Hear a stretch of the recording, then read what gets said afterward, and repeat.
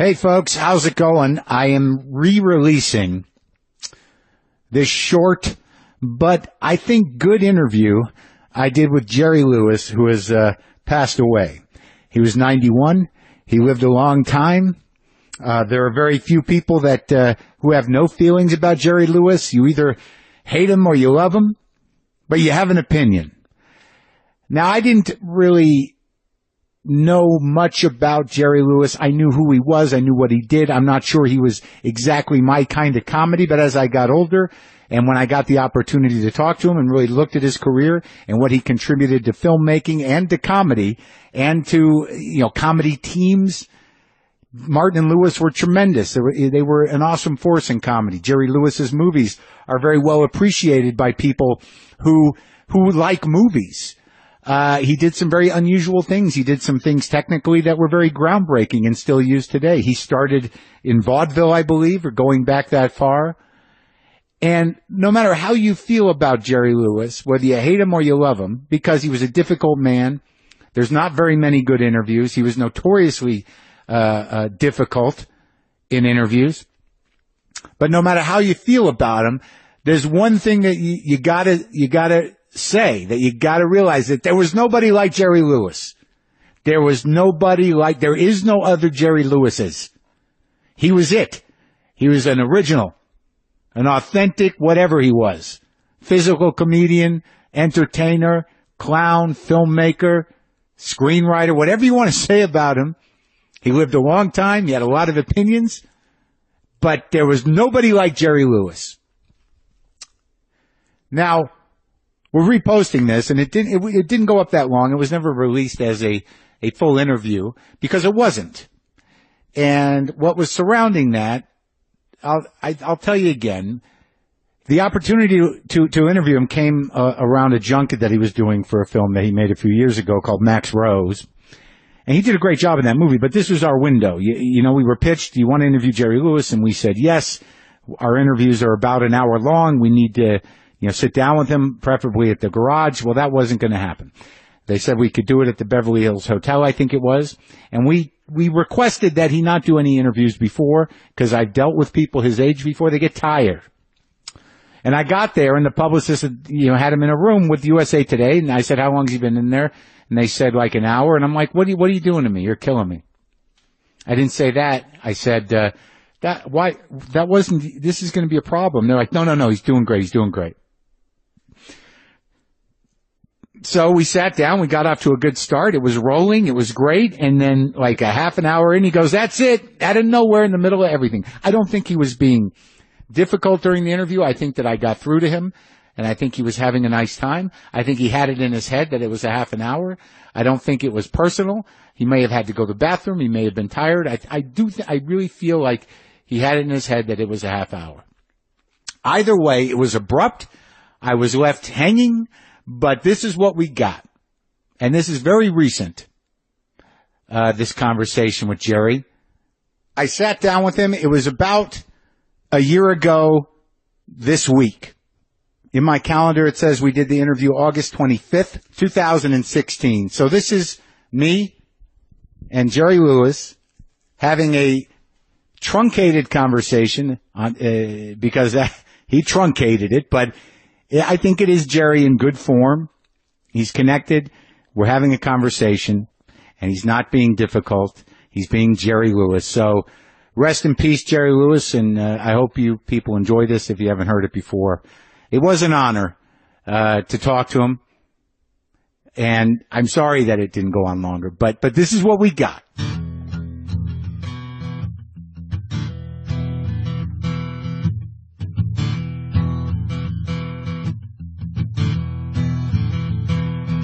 For somebody, a performer like yourself, to do a restrained performance must take a lot of focus. It does. In the sense that the impulse is to be funny, I imagine. Oh, of course. That's how you make your living, and that's how you make your life. And then they ask you not to do it. Turn it off. It's really incredible feeling, and it's wonderful. It's like taking a vacation. So it's a good thing. Yes. Now, in life, do you ever find reason to turn that off? The funny? Sure. Yeah. Sure. Yeah. It doesn't belong everywhere. I know. Well, how long did it take you to learn that one?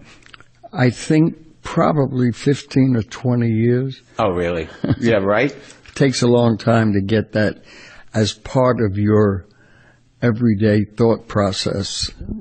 Well, especially because if you're a naturally funny person and on top of that a performer. And you have to bury it. Right. Or put it on hold is always a strange feeling. And yet when you do it, you get great satisfaction out of it working. Right. In life and on screen. Right. Because I know that, because I do stand-up myself. I actually saw Jeff Ross last night. Oh, yeah? Yeah. And He's so good. Isn't he? Old style. Mm-hmm. He's one of the only guys that does it like that anymore. Yeah, he's wonderful. Because I told him I was going to talk to you today, and I go, how is Jerry? He goes, he's great. He's great. The last time he said he had a birthday for you. Yeah. Was that fun? We had a great time. Who came? Everybody. Yeah? Jesus Christ, I wouldn't even begin to tell you who was there. Jesus Christ was there? No, he meant to come, but I think he had another engagement. And did they roast you, or did they just? No, it was a straight, wonderful tribute, and one of those tributes that you remember the rest of your life. Oh, that's sweet. In watching the film about, I found it horrifying and compelling, the idea of a man of your age finding this horrible thing out, and then having that fester.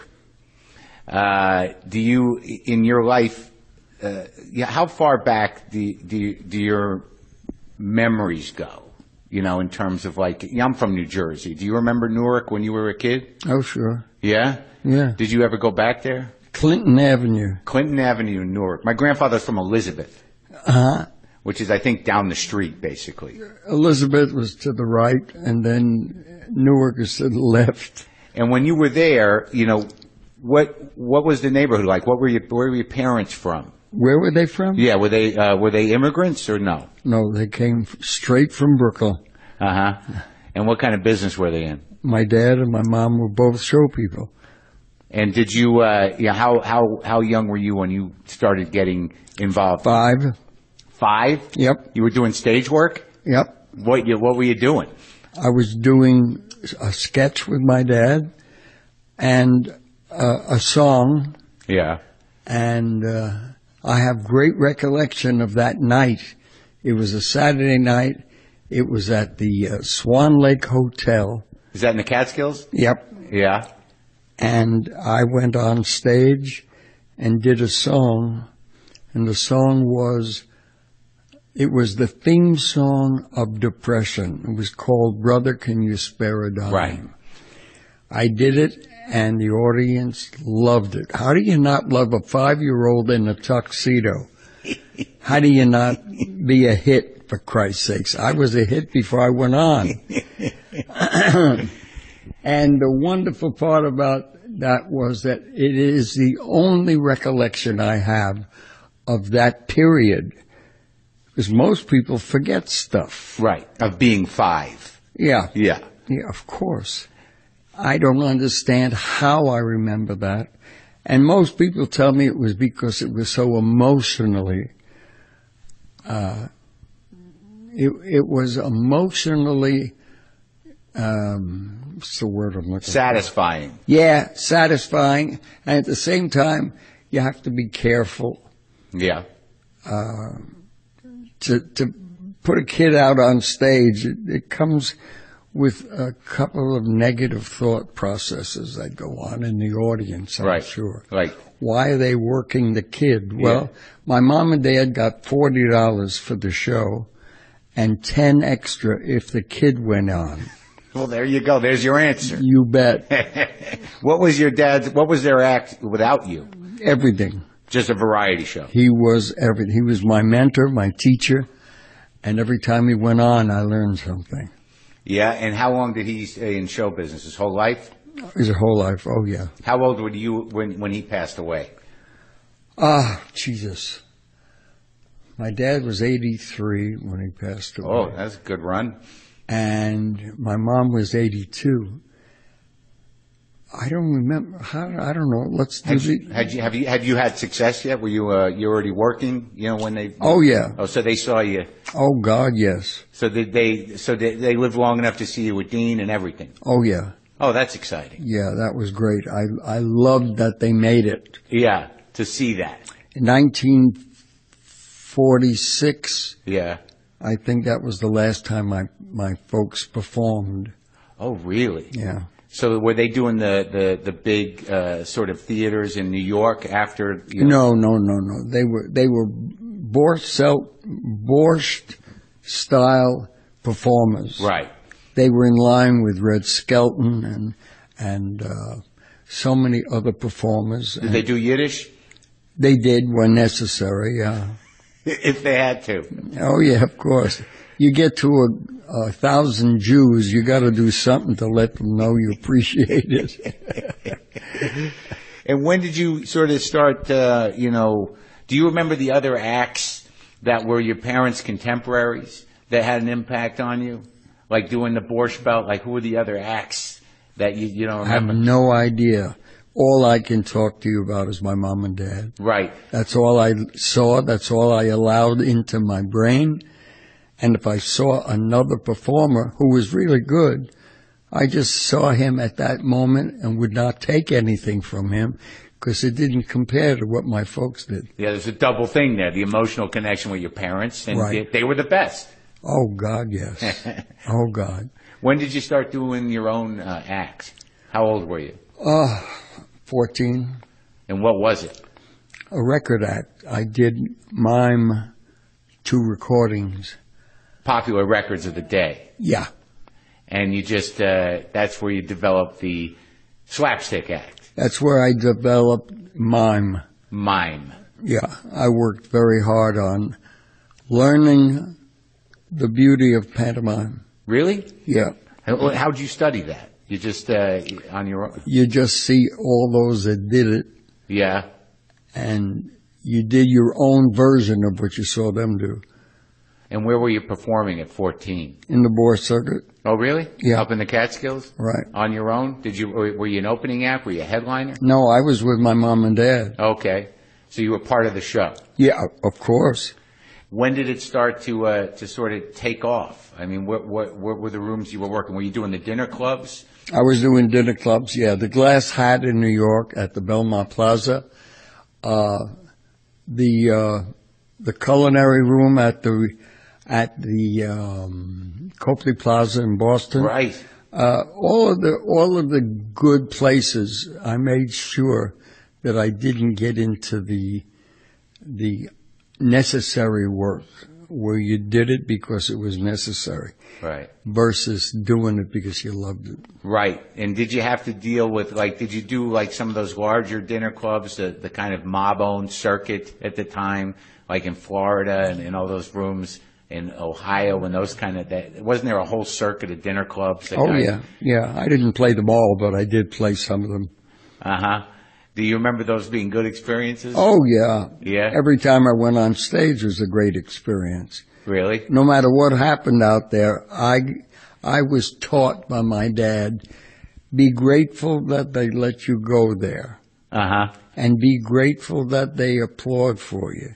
Yeah. And be grateful that you're going to do it again. Those are recollections I get from my dad. Those are lessons in show business. Yep. And when did you start, when did it act, when were you getting notoriety on your own, outside of your working with your mom and dad? When were you sort of, that Jerry Lewis, he's something? Not until it was Martin and Lewis. Yeah, I sometimes, I watch, they do that offer on television with the roast and the Dean Martin show. Yeah. And I don't remember that when I was a kid. I'm 52. And I watched a lot of them. You're 52? I'm 52. You look every fucking day. I appreciate it, and you look every day of 80. 80? I know. Give me a compliment. Give me 10 more years. All right, 90. Right. You don't look 90. I don't feel 90. Well, the one thing that was, I think that you guys, you and Dean, did something with comedy that never been done before. Right. I mean, you're big as the fucking Beatles. Well, we had something going for us Yeah. that I doubt there were people in the business that ever went for the same reasons. Dean and I loved one another with a kind of love that is very difficult to describe.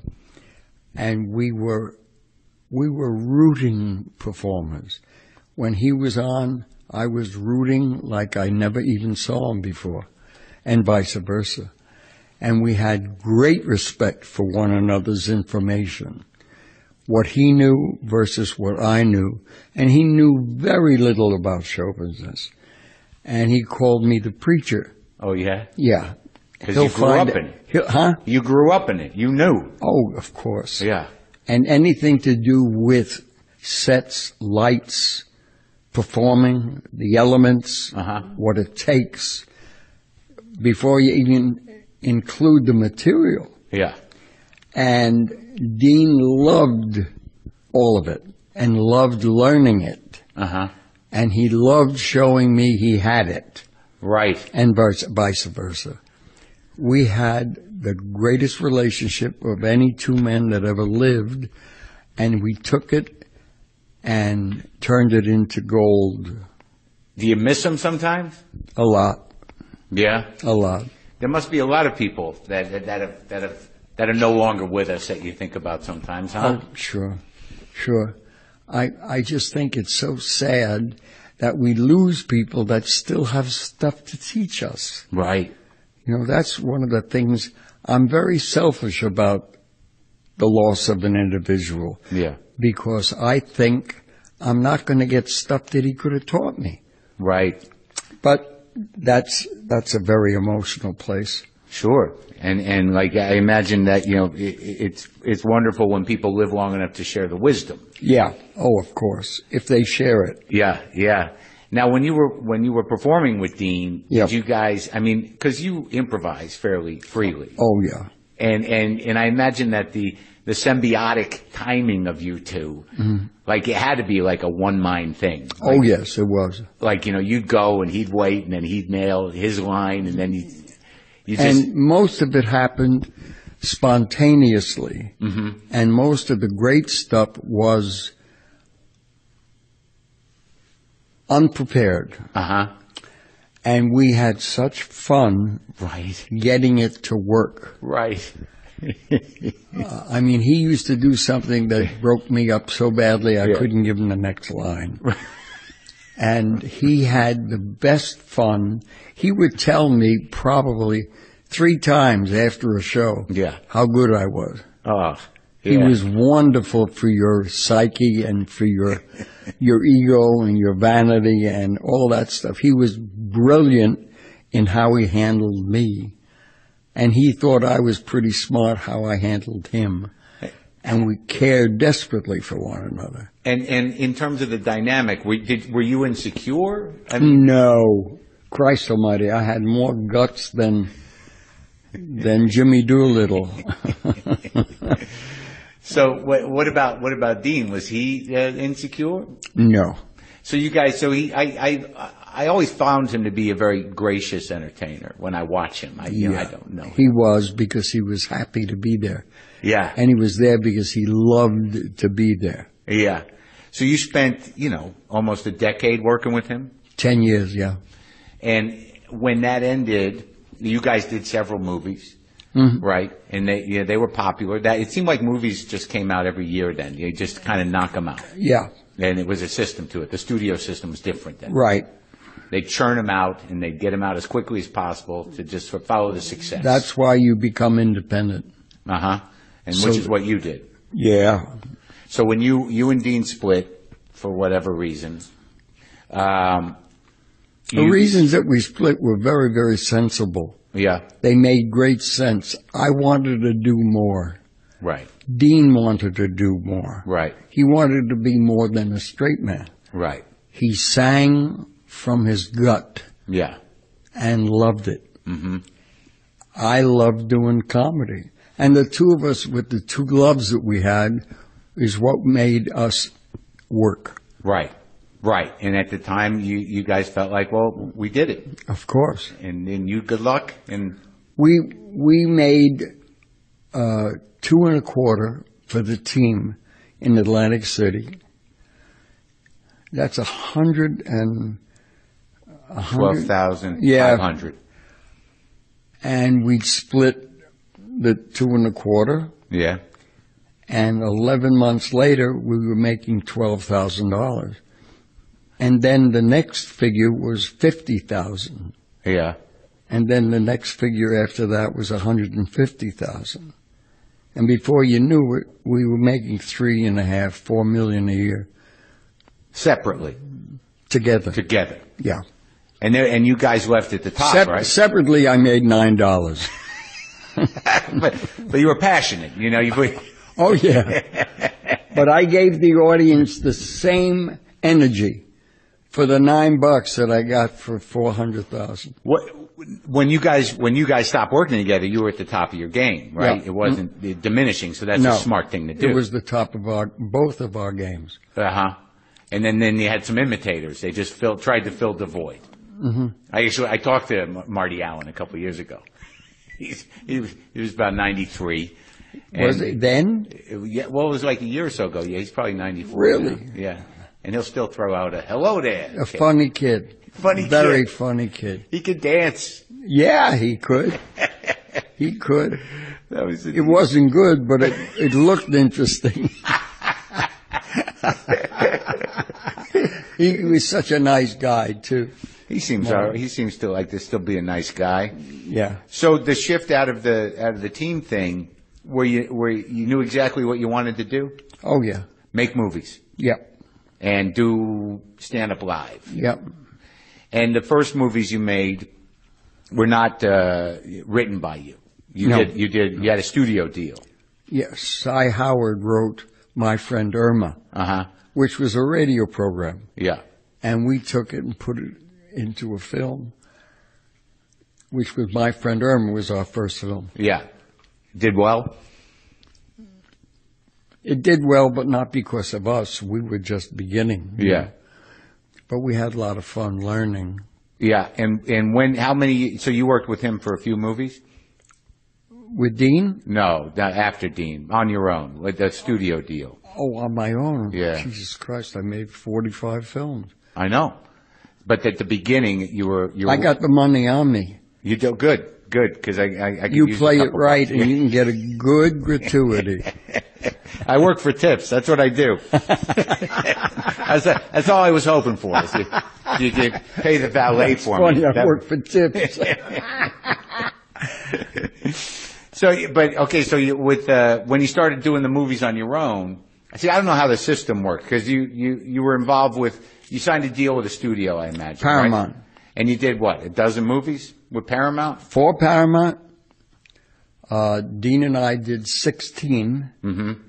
I did 37. Of your own? Yeah. That's incredible. So you had this relationship with what was still the old guard, I imagine, of Hollywood. Barney Balabin was asked by the press, how do you get along with Jerry Lewis? He said, if he wants to burn the studio, I'll give him the match. So you were still hitting on all cylinders after you and Dean broke. Absolutely. Now, when did you first start directing yourself? And 1960. And was that the Bellboy? Yeah. Now, how did that happen? Was your contract done with the studio, or you just said, I'm going to do it? I had a deal with Paramount that was verbal. Yeah. The contract that we had was Martin and Lewis and nothing on a single basis. Mm-hmm. And I went forward with that and took full advantage of it. And we became very strong friends. Barney Balabin was a master of showmanship. And he and I really hit it off. He was the head of the studio? Yep. He ran the whole Paramount organization. And anytime I wanted anything, I'd call Barney, and it was done. Now, when he spent time on the lot. On what? On the lot, on the Paramount lot. If you went down there, down the street. Yeah. Who would you see hanging around? Who was around? Like, what were the other stars? A lot of movie stars. Grace Kelly. Yeah. Kirk Douglas. Burt Lancaster. Oh, my God. My dressing room was right next door to Bing Crosby. And on the other side was Ginger Rogers. Really? I mean, it was really a movie studio. Right. And that was the community. You bet. Right next to Bing Crosby. Yeah. Did he ever say to you, Dean stole my thing? No. Oh, good. I never talked to him. He was an independent son of a bitch. Mm-hmm. Not a nice guy. Well, I wouldn't say that. I can only say I did not enjoy his company. Uh-huh. And he did not enjoy mine. No kidding. He feared I would take his tooth off. Oh, that's a big fear. Now, we went on and did a telethon for needy children. Mm-hmm. I walked on stage and Bing ran the other way.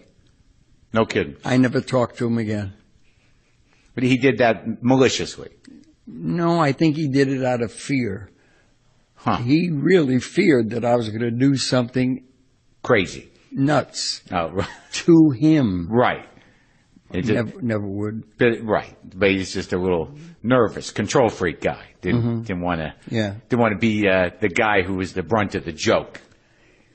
He had 5 sons that thought he was a schmuck. Yeah. What does that tell you? Right. And he was he was in a team for years too with Bob Hope. Did you know Bob? Yeah, I knew Bob. He's a good guy? Oh, yeah. Oh, that's good. The best at what he did. Right? That one-liner stuff, right?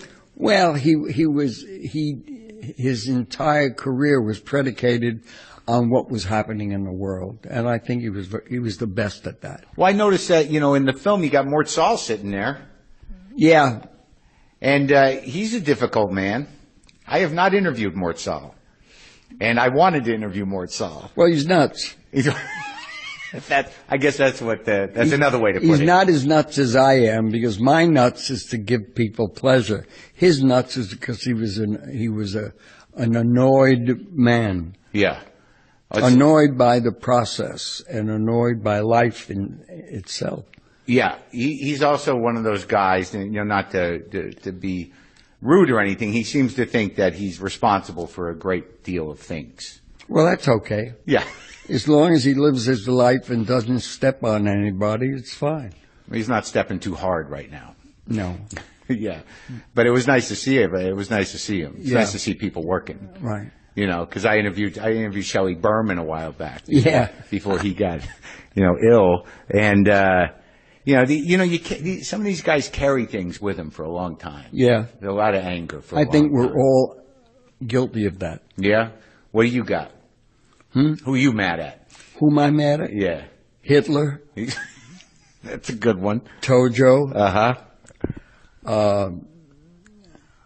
What do I want to talk about negative for? It's not negative.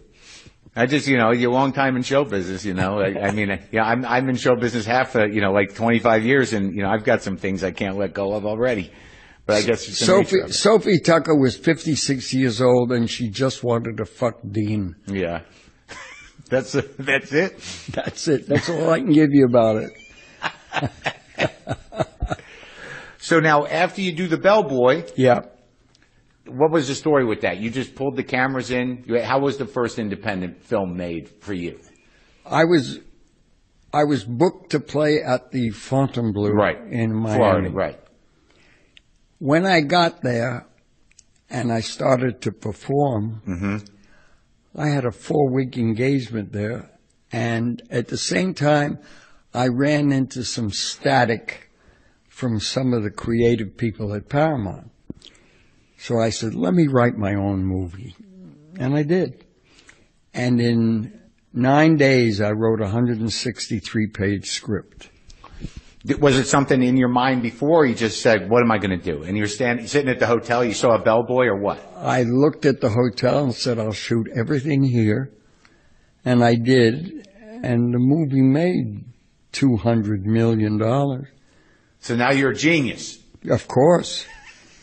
They were scared to death at what I was doing. Why? Because they thought I was making a silent movie. I said, it's not a silent movie. Right. Because Jerry doesn't talk doesn't mean it's a silent movie. Right. Which it wasn't. But then when it went out and made all the money, they thought I was very smart. And this sort of defined you as a solo performer on screen. Right. Mm-hmm. That, you could carry a movie. You had a way of managing yourself on there. Your comedy was tight. You all right? Right. You got to go? Sure. Can we talk for a few more minutes? Get up to the current?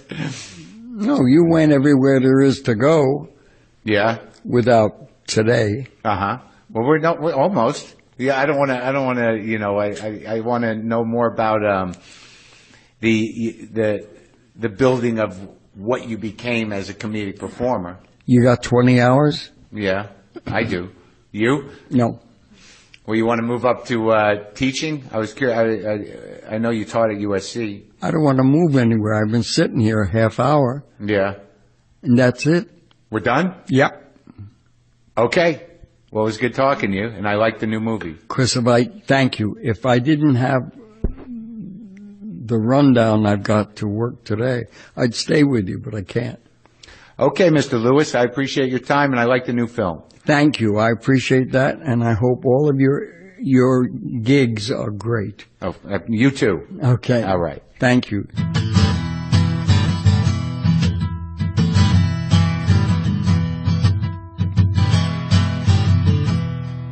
Rest in peace, Jerry. No one's going to bother you anymore.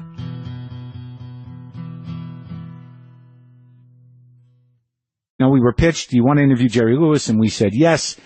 Our interviews are about an hour long. We need to, sit down with him, preferably at the garage. Well, that wasn't going to happen. They said we could do it at the Beverly Hills Hotel, I think it was. And we requested that he not do any interviews before, because I've dealt with people his age before. They get tired. And I got there, and the publicist, had him in a room with USA Today, and I said, how long has he been in there? And they said, like an hour. And I'm like, what are you doing to me? You're killing me. I didn't say that. I said, this is going to be a problem. They're like, no, he's doing great. He's doing great. So we sat down. We got off to a good start. It was rolling. It was great. And then like a half an hour in, he goes, that's it. Martin and Lewis were tremendous. They were an awesome force in comedy. Jerry Lewis's movies are very well appreciated by people who like movies. He did some very unusual things. He did some things technically that were very groundbreaking and still used today. He started in vaudeville, I believe, or going back that far. And no matter how you feel about Jerry Lewis, whether you hate him or you love him, because he was a difficult man, there's not very many good interviews. He was notoriously difficult in interviews. But no matter how you feel about him, there's one thing that you gotta say, that you gotta realize, that there was nobody like Jerry Lewis. There is no other Jerry Lewises. He was it. He was an original, an authentic, whatever he was. Physical comedian, entertainer, clown, filmmaker, screenwriter, whatever you want to say about him. He lived a long time. He had a lot of opinions. But there was nobody like Jerry Lewis. Now, we're reposting this, and it didn't go up that long. It was never released as a full interview, because it wasn't. And what was surrounding that, I'll tell you again. The opportunity to interview him came around a junket that he was doing for a film that he made a few years ago called Max Rose. And he did a great job in that movie, but this was our window. Out of nowhere, in the middle of everything. I don't think he was being difficult during the interview. I think that I got through to him, and I think he was having a nice time. I think he had it in his head that it was a half an hour. I don't think it was personal. He may have had to go to the bathroom. He may have been tired. I really feel like he had it in his head that it was a half hour. Either way, it was abrupt. I was left hanging, but this is what we got.